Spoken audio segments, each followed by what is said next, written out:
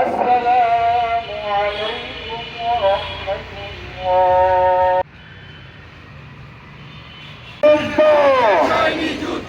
আপনার হাদি মুক্ত। রাজপথে প্রতিটি প্রান্তে প্রতিটি অলিতে গলিতে এক একজন হাদি তৈরি হয়েছে। এই জন্য আমরা চেষ্টা করব সবসময় এক একজন হাদি হয়ে সকল জুলুমের বিরুদ্ধে সোচ্চার থাকার, সকল আধিপত্যের বিরুদ্ধে নিজেদেরকে সোচ্চার রাখবো। এই আসসালামু আলাইকুম ওয়া রাহমাতুল্লাহ পর্যন্ত মুখ করব এবং আমরা বিপ্লব ঘটিয়েছি এই দেশ থেকে শেখ হাসিনাকে দেখি। এই যে শরীফ ওসমান হাদিকে ধরে করা হয়েছে 12 ডিসেম্বর, সেখানে একটি লোক ভারতে পালিয়ে যাবে, এটা কি প্রশাসনের মদত ব্যতীত পালাতে পারে?